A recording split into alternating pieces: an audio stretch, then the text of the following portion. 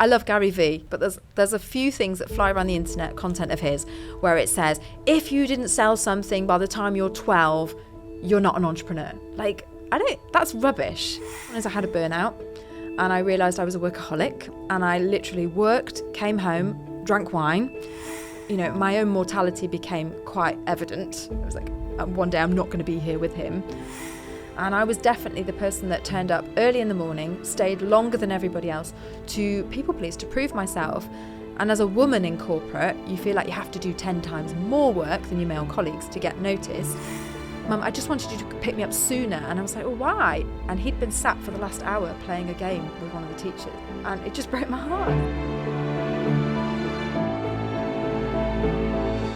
Sue Parker, welcome to the Inspired by Show. Hi, Chloe. Thank you for having me. Thank you so much for coming all the way here, because I know, you know, from South Manchester all the way down to our studio in London shows commitment. So thank you so much. Well, it's not actually that far, but the challenge is that I decided to bring the entire family with me and make a weekend of it, and then throw in a trip to A&E, a bit of food poisoning, as well as the Natural History Museum and the Tower of London. So yeah, I tried to do too much, but I think that's a theme actually that we're going to end up covering is the setting ourselves up and wanting to do the most out of it. But thank you so much. And as you know, the Inspired by Show is all about being raw and real. So love that we can be open and honest and talk about what's been going on behind the camera. So Sue, obviously I know you quite well. You have a podcast that I've also recently been on. And so we share the love of telling story and helping people talk about theirs.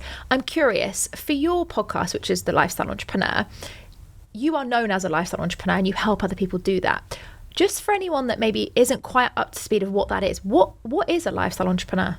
Yeah, so it's basically around building a business or series of income streams that work for your life. So I'm a mum of 3, as I've just said. Me and my husband have got 3 kids. And one of the big things is we like to be an actively participating parents. Having been in a corporate career, dropping my kids off at daycare at 7 o'clock in the morning and picking them up at 6 p.m. did not fulfill us. We wanted to create a business, a lifestyle basically that worked for our family. And gave us that flexibility. So that's what I help people do, is figure out how you stop exchanging time for money all the time, how you leverage your time, how you leverage digital products, online business, and also property. Wow, I love that. So I think this is a challenge that so many people face. Whether you're employed right now or whether you're running your own business, time is one of the most valuable commodities in the world. What happened in your life that sort of led you on this path to being so passionate about not exchanging time and money? Oh, yeah. So there's probably 2 key things that happened back in my corporate career. The first one is I had a burnout and I realised I was a workaholic, and I literally worked, came home, drank wine and fell asleep on the sofa, and then got up and did the same thing the next day. And that glass of wine at the end of the day was like my reward for working so hard. But what I realised is it was just a way of numbing the fact that I was so unhappy with being a workaholic, and that was my life. And then when I had my son, like, it was a complete perspective shift. All of a sudden I got this little child that meant the world to me, and nothing else mattered. And when you put that into perspective, it sort of meant, you know, my own mortality became quite evident. I was like, one day I'm not going to be here with him. So then life is short and you want to do the most with your time. So I had to figure out a way of getting some of that time back that I was just giving to my corporate career, because originally I was dropping my kid off at nursery at 7 o'clock in the morning and picking him up at 6. I had so many days when he cried. And I remember the after school wraparound clubs when I still hadn't managed to escape my corporate career, because, you know, it's a good job. You have a good job in tech, so you've got a good salary. I'd got a mortgage by that point. I've got responsibilities now. You can't just pack these things in. And I remember him once saying to me, Mum, I just wanted you to pick me up sooner. And I was like, well, why? And he'd been sat for the last hour playing a game with one of the teachers because there was no other kids in wraparound that late. And it just broke my heart. I was like, what am I doing? So since then, and he's 8 now, I was trying to figure out, how do I escape my job, still pay my mortgage, still look after and be a responsible parent, still meet everybody's expectations about being a good mom and bringing in the money. How do you figure out how to do that? And I had 2 more kids besides, and we're now starting to get that level of freedom. Wow. That's so inspiring, because I think a lot of people, like you say, there's those thoughts and those beliefs. It's not only just what will I be able to do, but also what will other people think of me if I pack it all in and walk away from that stability. Now, I want to talk a little bit about before having your son and having the kids. And now you mentioned you've got 3 kids, so, you know, you've definitely jumped into balancing a lot, I imagine. But I'm curious to know about the workaholic side of Sue beforehand. when I was a workaholic, possibly a little bit still am in my own business, when I was in the corporate world and I was a workaholic, I was doing it to feel something. I was doing that to feel good. I was doing it to really start to heal something. What was your reasons for sort of being that workaholic and being so driven to do so well in the corporate world?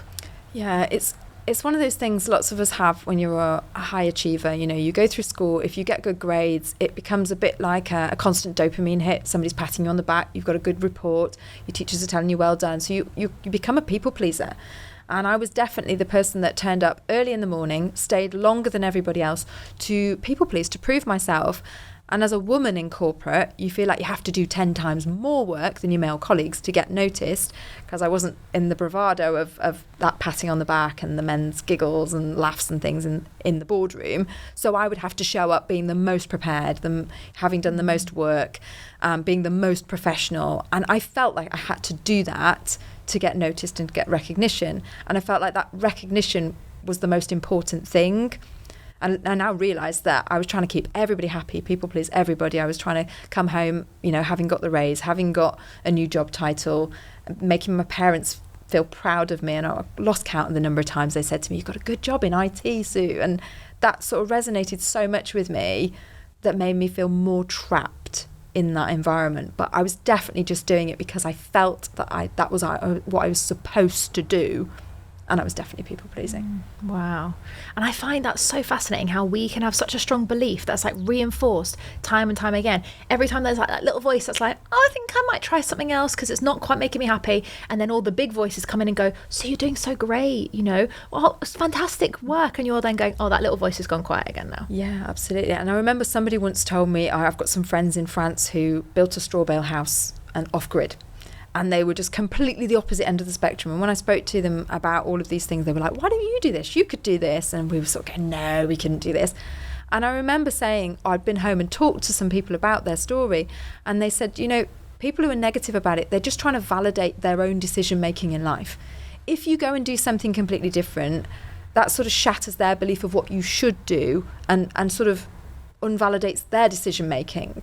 So by you staying with them in the crowd, you know, show me the 5 people around you and I'll show you your future, then you're validating all their choices in life. So now I have to tell myself that every time I hear a negative response or something about some property investment we're doing or something about the business or starting a membership, I have to sort of tell myself these people haven't done it, so they don't know, they're not experts in it, they don't understand, and they're just doing it to protect their own decision making and validate their own decisions. Yeah, I've experienced that a lot as well. And I think it's just about sometimes, like you say, if we're not validating them, we're actually triggering them. And so every time we do well, it's not, they don't understand how, and often people make it about themselves. You know, we often think that it's called a thing called spotlight syndrome that I was taught once. Someone on this podcast came on and she's told me about it, and it's where we think everyone is obsessed with us, like, but no one's actually looking at you. We feel like there's a spotlight on us, but actually everyone's got their own stuff. And what I used to find was that you think someone would be proud of you and be like, "Oh, so you've done great,"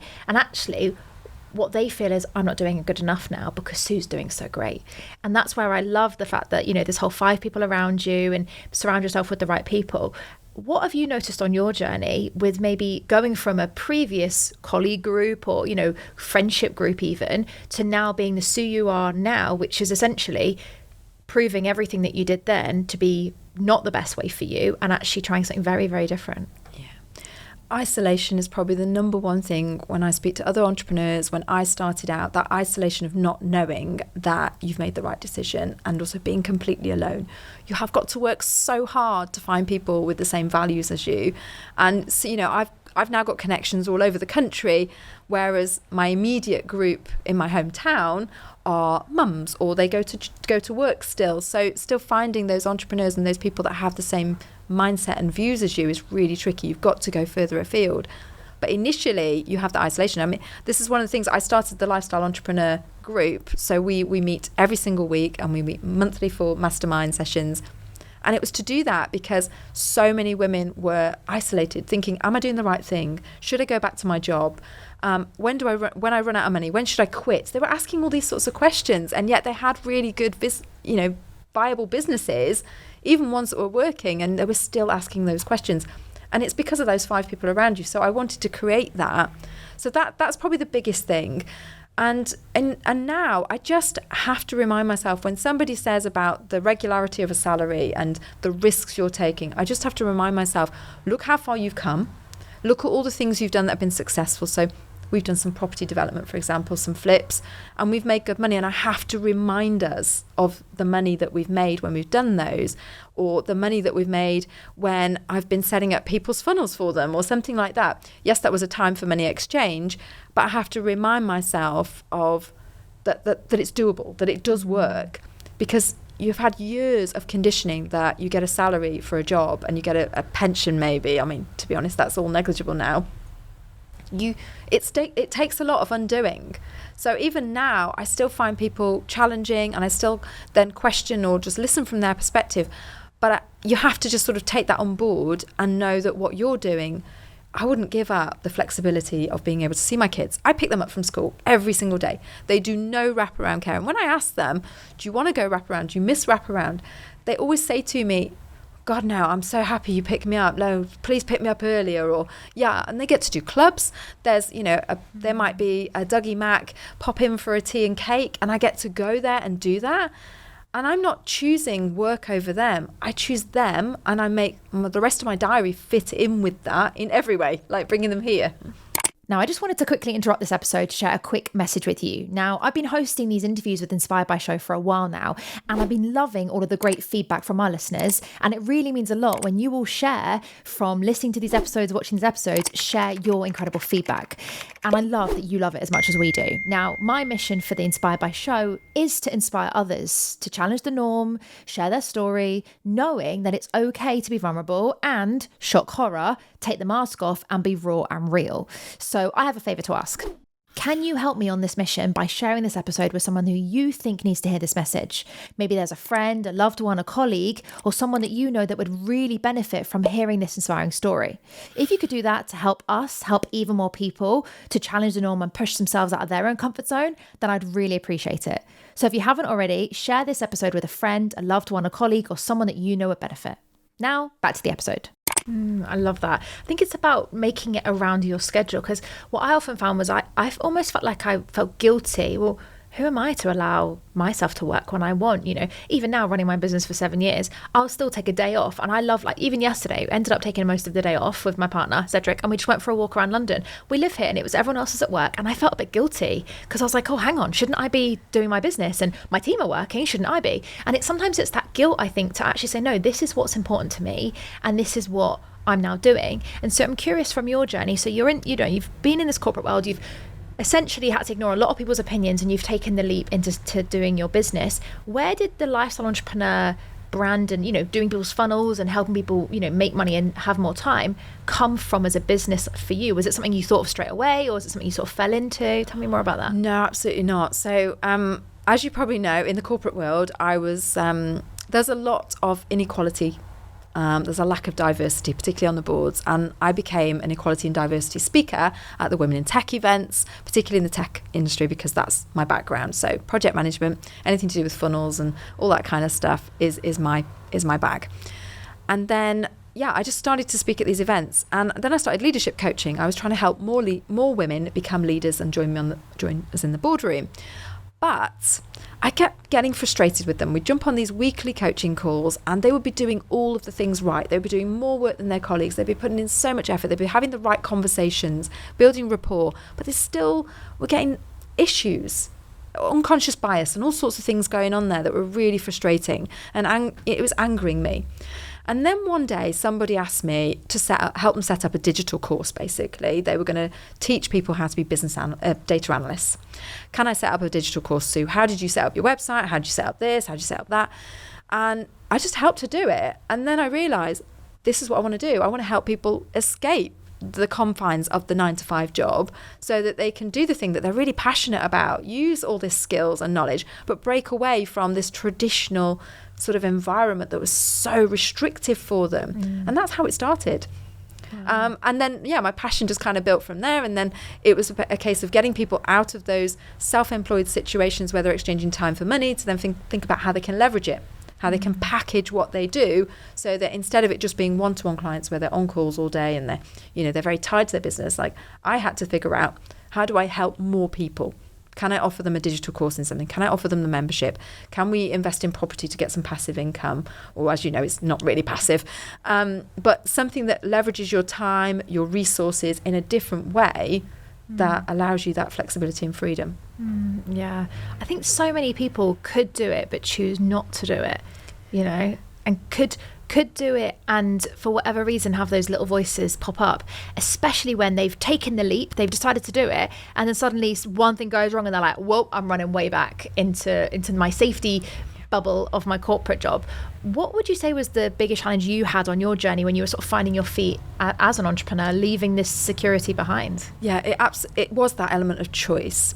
But there's a few things with the choice. So the first thing is accepting personal responsibility. So I would spend years with the kids going, well, I've no time. I've got too much to do. I've got no money because I'm surrounded by mortgage debt, and we were doing up a house for a flip at the time, so that was on my shoulders. My husband's self-employed as well, so you can't then add an extra self-employed salary in. We've got car finance, all of those things going on. We bought a property in France, so we had a lot going on, and I used that no time and no money excuse for years to do nothing. And then I started to, say, well, all right then, who's controlling what I'm doing in the evening? Who controls what I do when I have my downtime or I have this space? Who controls what I choose to do? And the reality was, it was me. And I was saying, well, I've got to have the kids and I haven't asked this person for time. And that was actually down to me. And I realised that in a few years' time, the only person that could regret it was me. And I couldn't on my deathbed go, well, because of everybody else, I didn't do this. And then when I flipped it and said, why am I doing it? And I was doing it for the family in the first place, I realised I just had to reprogram that. Okay, so I'm going to make arrangements with my husband that on a Sunday morning I record a podcast and I'm in the office and you've got the kids. I'm going to arrange that on this day, mother-in-law has them, or I do this in the evenings. And I started doing evening interviews and I started doing more and more things for my business and just changing my habits, my routine. But instead of asking for permission, I was like, no, I'm giving myself permission. I'm just telling you I'm going to do it and this is how I will make it work. So that was a really big challenge that I had to do initially. And I had to make the time really count. But then there's also then the choice about what you're going to do, i.e., am I just going to exchange time for money? So there was a good while where I was just taking on one-to-one clients. I was setting up their funnel, their email marketing and all that kind of stuff. It was so hands-on. I started to outsource a little bit of it, but I was then managing and holding so much of it so close because you're a project manager and that's what you do. And then there's a mindset shift that we have to do as entrepreneurs that says, I don't have to do it all, but I do have to make all the wheels happen and make sure everybody knows what's happening and is moving in the right direction. And you know this from running your companies. You cannot do it all. And letting go, I don't know if it's a woman thing or a control freak thing, I was once told by my mindset coach, letting go and watching as other people flourish and figure things out. And even to the extent of letting go being such a mum that's always there and sort of going, hubby can do it and he'll do a great job of parenting them. Right now they're probably having more fun without me around the Natural History Museum than with me. So it's things like that, letting go and being less controlling but managing the process. Wow. Yeah, there's so much gold in that too, and I'm laughing because I can really relate to that. I haven't got kids yet, but oh my gosh, I'm such a control freak. And I always say I'm a recovering control freak, but I often find it's like there are so many reasons why we do that. And I would say there's a lot of women that feel that, possibly like you say, from being a woman and being a mum and who knows, like got to make the house work and got to make all the businesses work and everything. But it's almost like reaffirmed. I often struggle with it. Like if one person doesn't do something, I'm like, see, if I'd have done that, wouldn't have happened. And then it almost like reaffirms that negative belief that I need to be involved in everything. Yeah. Do you ever say that I should have just done it myself? It'd have been easier if I'd have just done it myself. Do you know what? I've gotten that out of that habit very recently, but it used to really hit me because often, like you say, you just can't scale, you can't grow if you don't otherwise. And this isn't just relevant to business. At the end of the day, this is relevant to home life, like partners, having a partner where, someone you can actually trust them. Like one of my coaches said to me once, right, Chloë, I want you to write down a list of 3 things every day that someone's helped you with. 3 people that have helped you, because you are getting help, you're just not seeing it. And so like Cedric would cook the dinner and I'd have a really late night. And I'd get home and then dinner's on the table and I'm like, oh, I love that he helped me with that, you know, or a team member helped me with something they didn't need to, but they did. And that really helped me overcome this control freak behavior. I'm curious for you though, Sue, like your husband is also self-employed. So how has that been navigating, you know, two self-employed, not even incomes, you know, family lives in different businesses, different directions? How have you navigated that? Oh, it's not easy. It's not easy. And just to pick up on what you said about letting somebody else help, somebody once said to me, with your children particularly, you know, this is a really good piece of advice, but anything, if they do it different than you, doesn't mean it's wrong. And I've learned that, you know, if he does a nappy and he puts it on the wrong way around, it doesn't matter. So I've got to the point now where I just let people do it, and if they do it different, it doesn't matter. And you just got to let go of that. So me and my husband, basically, I talked about leaving my corporate job for 2 years before it happened, thinking it will never happen, you know, having that story, that victim in my head. I need to ask for permission, all that kind of stuff. And because we managed to get on the same page over that 2-year period, he was like, I know you're doing this. So he got used to the idea.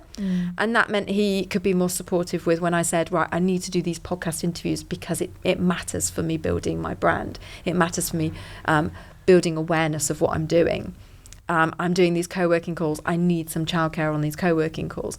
So it was sort of a very early conversation, but he had to come on board and I had to make him see that I was serious, that I wasn't, you know, messing around. It wasn't a joke, but I had to get behind it first, which is actually almost harder because you need a pep talk, you need encouragement.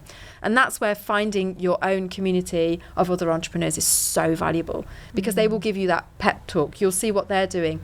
And seeing, instead of the competition as, oh God, they're doing so well, and you know that reflects really badly on me because I'm not, and I've been there in all these masterminds sitting there thinking, God, is this all I've achieved? And look at what they're doing.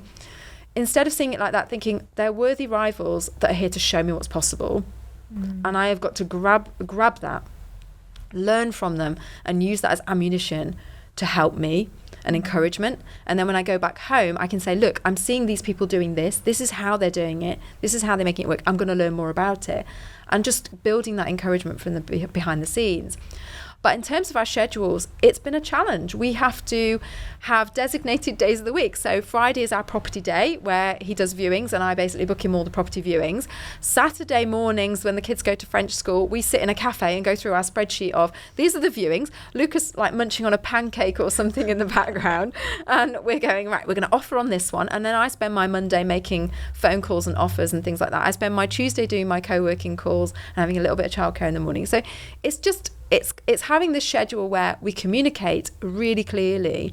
And I'm a project manager by heart. So knowing what's happening, the plan is really important to me. And obviously progressing along the plan is like, come on, we're not making progress. Whereas my husband is quite laid back. He would quite happily just let things go. That dynamic kind of works, because if we were both stressy about things, it wouldn't happen. And that's how we make it work. We just have to stick to the schedule. And so long as we have our Saturday mornings and we have his Fridays doing that, and I do my things on Mondays, things happen, they move forward. And, you know, and I just basically every week say, what days are you working this week? What days are you on site? What days are you here? Because he does contracting on sites. And what days are you doing property for us? And we just have that schedule. And it might every few months change. You know, we take the summer off. We go to France for the summer. So we have to make sure we've got enough money coming in to cover us for that summer. But that's the life we wanted to design. We wanted the summer holiday with the kids, both of us to enjoy the kids, not for one of us to be, you know, we in a job, you're 21 days holiday, 25 days holiday. You're a week off, a week in childcare, after school club, holiday club, and then you'll take a week off. I mean, our parents' answer to that problem was, you both need to have holidays at separate times. So I would never have a family holiday. I would never see my husband, and it just didn't work for us. So we've had to be really strict about how we design it. Yeah, that's so good. And I think a lot of people struggle. There's definitely a pro and a con to having a partner that's self-employed, right? Because the con, as you said, is we've got to be a little bit more careful and make sure we're all good.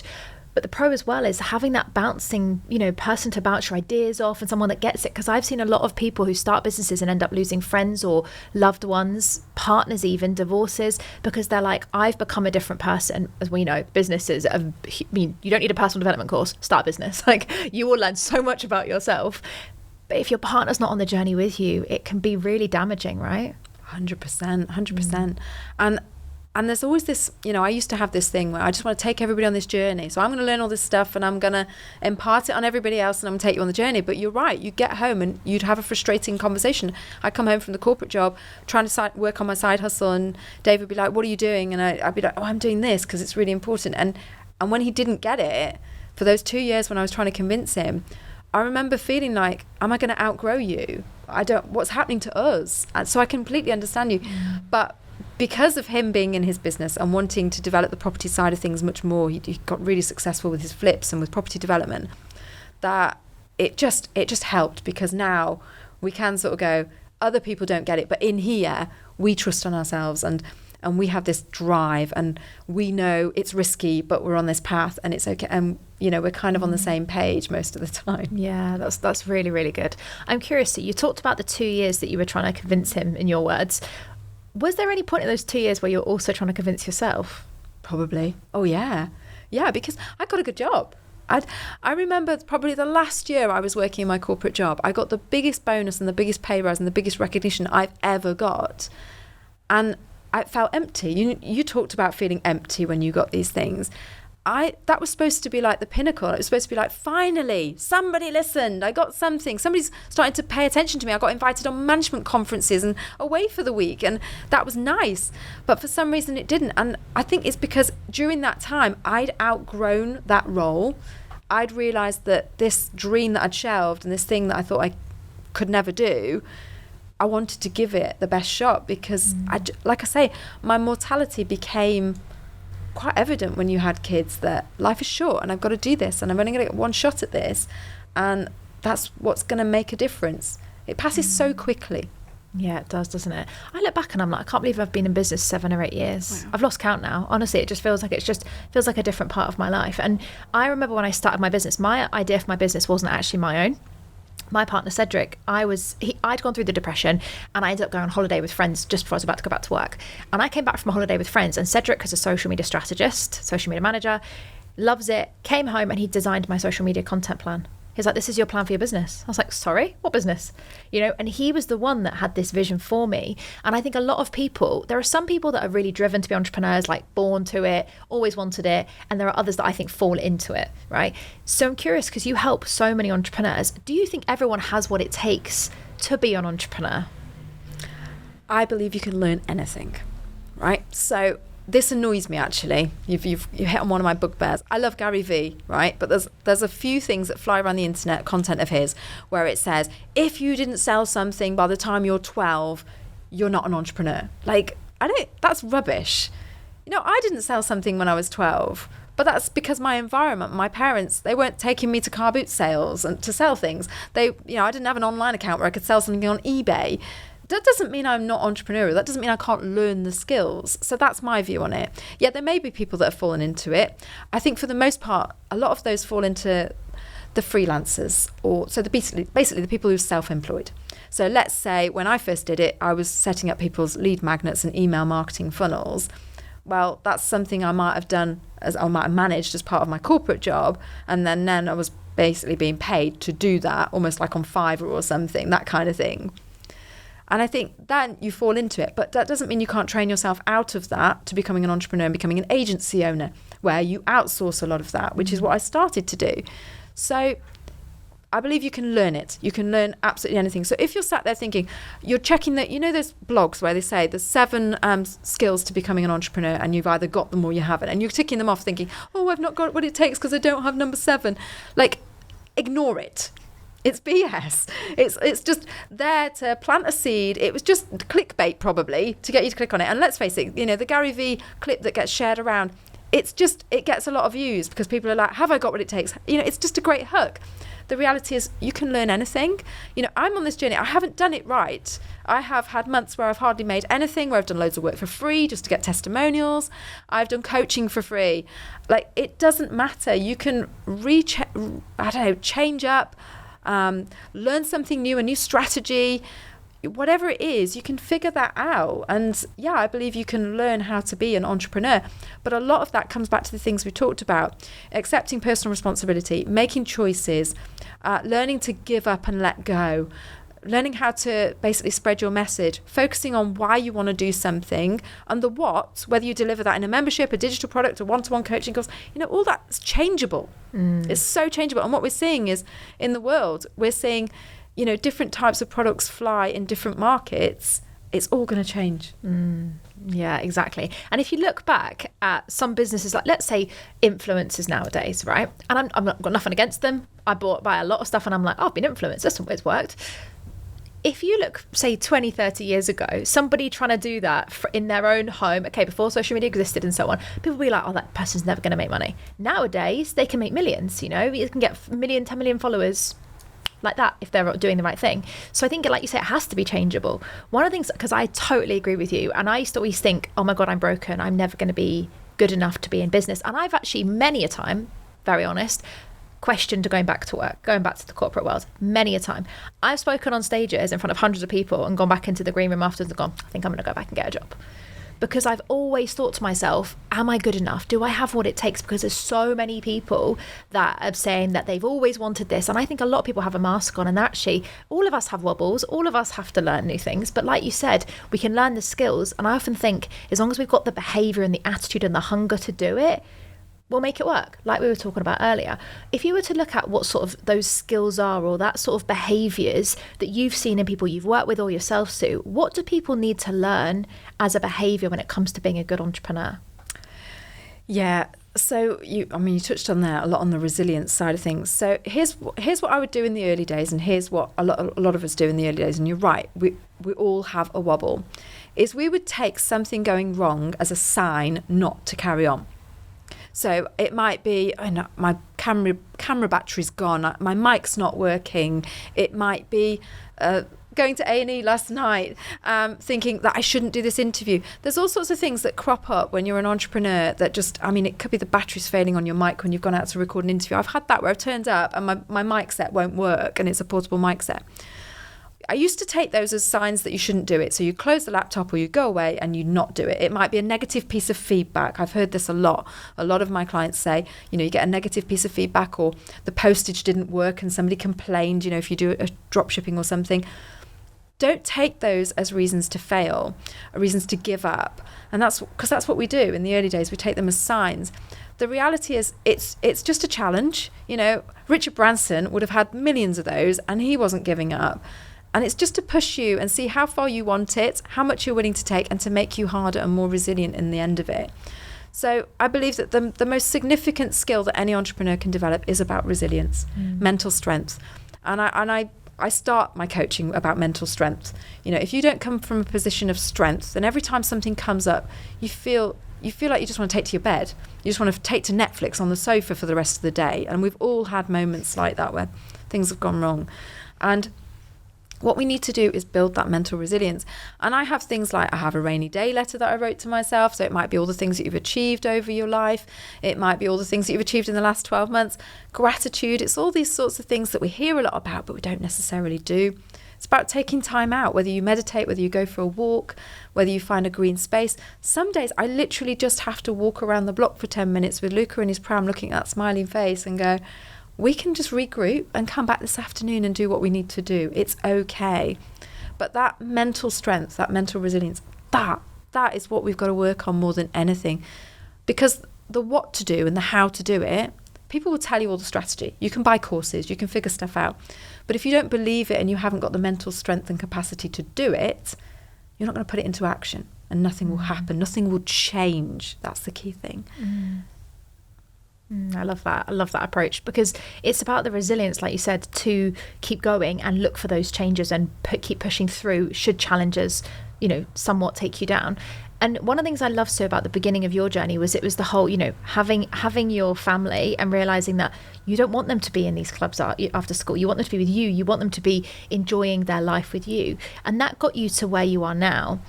What's your thoughts on having another level vision? Where is Sue Parker going next, and what are you doing to sort of keep going and keep focused on that next thing?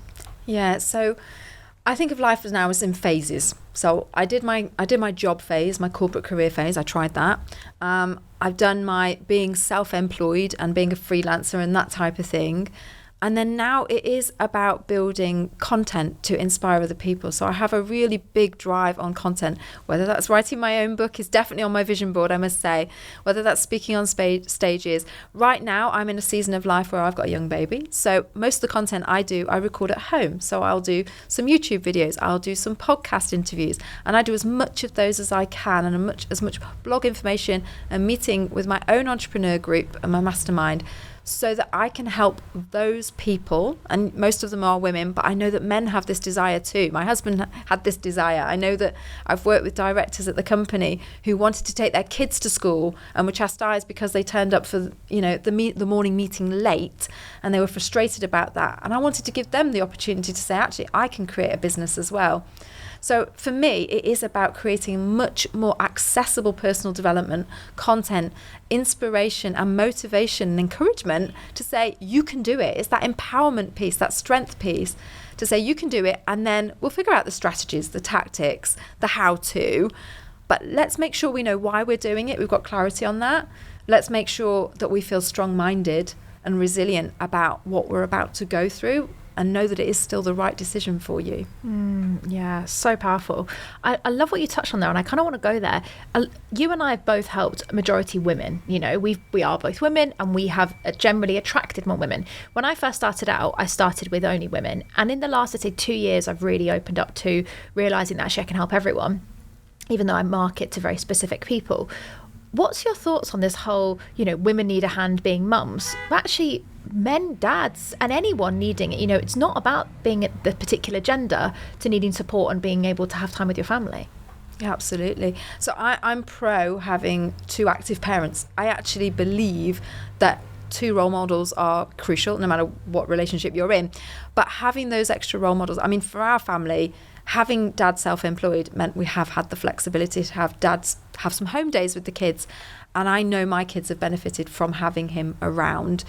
And I also know that lots of dads, they're only taking on the corporate responsibility or the big jobs because they're the breadwinner. I know, because I felt like that for a while. And when you're the breadwinner, you can't just come home one day and go, well, I'm not going to pay the bills anymore, and I want to be at home and play with the kids more. So I actually believe in flexibility for both parents, or for all parents involved.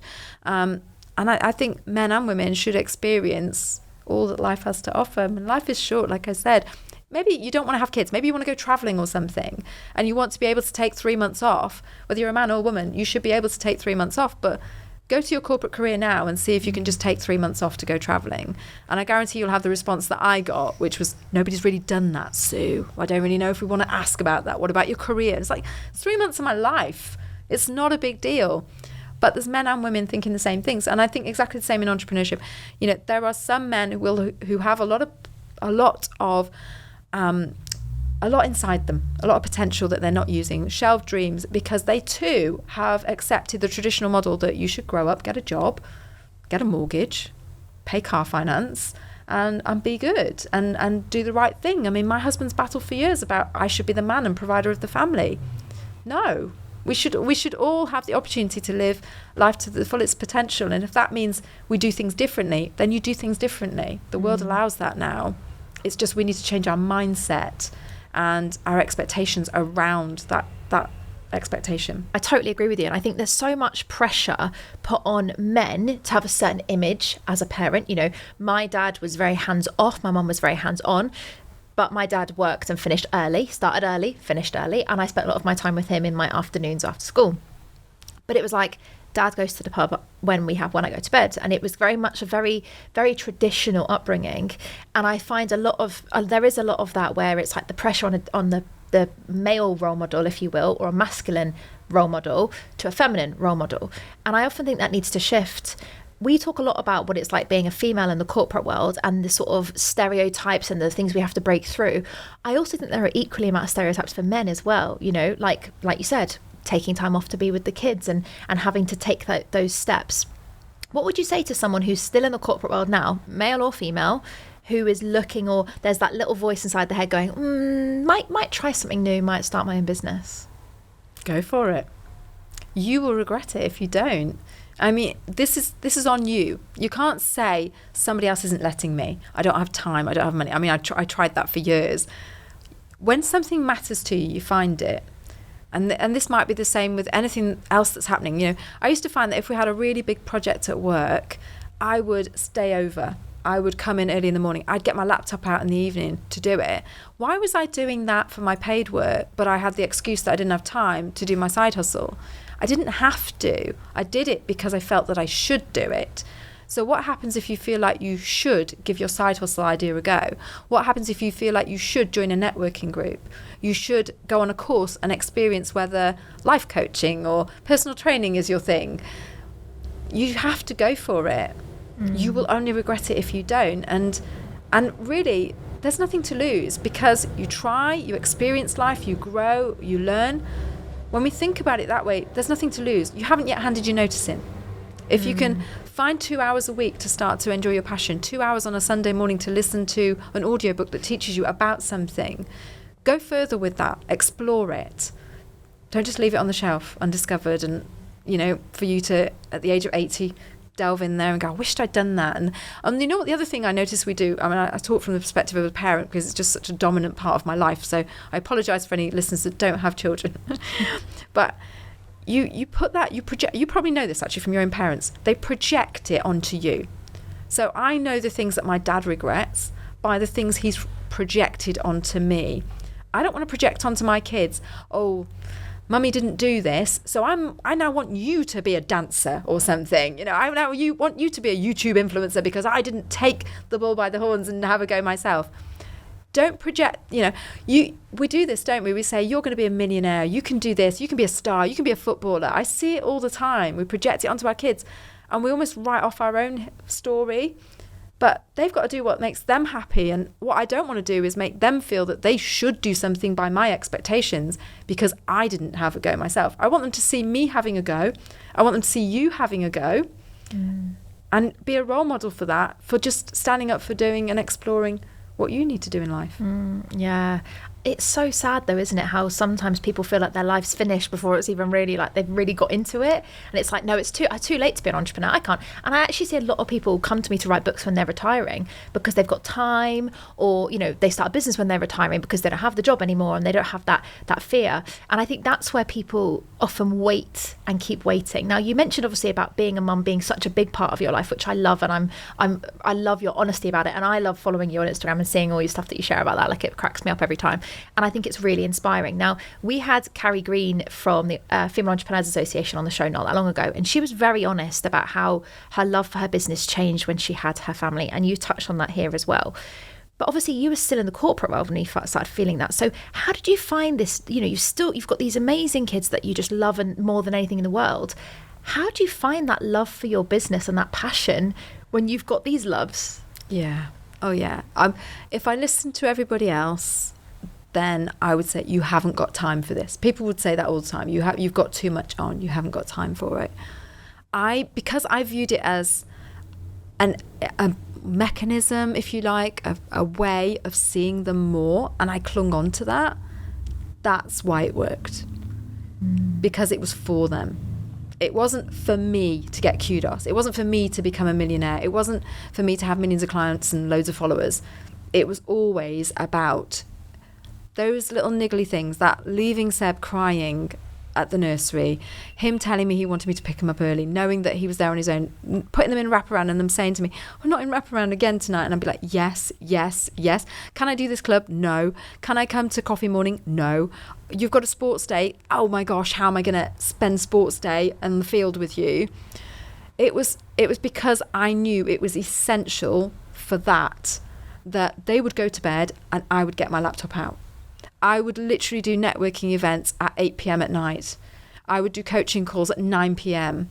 And at lunchtime, I literally would clock off from my desk, go into a room, open my laptop and write a blog and some LinkedIn posts. And at the time I was nervous because I was still at work. So I was like, LinkedIn, I didn't want to put anything out there in case my colleagues saw it. But I just reached a point where there was no other way. I had to do this. And then I would have my lunch, go back, sit at my desk and carry on with my work. And I was just so disciplined with making it work that, yeah, I could have had burnt out that year, but I just saw it as fundamental to getting out. That's the thing, really. Yeah. But what I really enjoy about your answer there, Sue, is that you actually combined your two loves together. It's like if you build this business and fall in love with that, then that will help you spend more time with your family and your kids. I think a lot of people feel like things are separate. It's like part of me wants this, part of me wants that. There's not two parts of us, we're one whole. And if we can connect what we love together, it helps us go through that journey. Now, Sue, I'm curious because obviously you mentioned there, like, you know, you want to keep growing your business, you want to do all these amazing things, and you talked about your book, which I'm very excited to hear more about, definitely off camera rather than on camera. What I find fascinating though is when we have things like, for example, writing our own books or launch our own podcasts, there are usually people on our journey that have inspired us, whether that's like you touched on GaryVee earlier or other inspiring people. Who have you looked up to and thought, I want to be like that, or they've inspired me, or I really get motivated when I listen to them? Yeah. So I'm an avid listener of Brendon Burchard and Mel Robbins. I like my American sort of personal development and rah-rah, if you like, but I need that. I would literally, we'd do an 8-hour drive to France and I would literally binge on Brendon Burchard all the way. And I'd get there and I'd be like, right, I'm going to get my laptop out tomorrow and I'm going to do this and this. And and going back to your point about, you know, the two areas of life and seeing it as, you know, a passion for a business is passion for the kids, and, you know, it's all blended together. It literally is like that. It's like you're not two people, you are one person. And I found that when you are doing something you love and you feel happy about it and you're more willing to do it and it feels purposeful, you're just happier in life and you're a better person. When I was going to work and I hated I was going to have this horrible boardroom meeting in the morning, and this project was delayed because I said it shouldn't have been done, and I gave some advice and they didn't take it, which was common, you know, IT projects, they just push them through whether they want to or not. I just know I was snappy with the kids and I was stressed all the time and we were rushing every morning. And I knew that when I built the business, it was just about not being that way. It was about living a very different style of life and compartmentalizing those. Yeah. That's where I think a lot of people struggle, because they have to they try and keep it separate, especially when they're still in the corporate world, like you said, like going and doing a blog on your lunch break and so on, and trying now to like get these fixes from elsewhere. So I find that really, really fascinating. So it's been so great having you on the show. I can't believe we've almost run out of time. Now, we have a tradition on the show where the final question for every single guest is always looking at who do you know that has an inspiring story that you should have on the show next?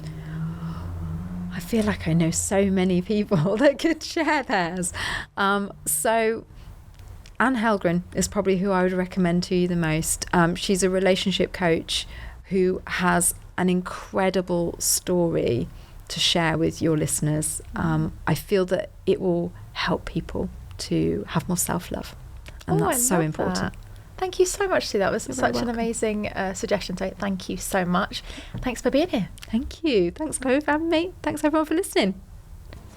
Wow, guys, what an episode that was with Sue. I hope you took away so many golden nuggets like I did as well. Now, as usual, if you haven't already, share your most inspiring moment from this episode in the comments if you are watching on our YouTube channel.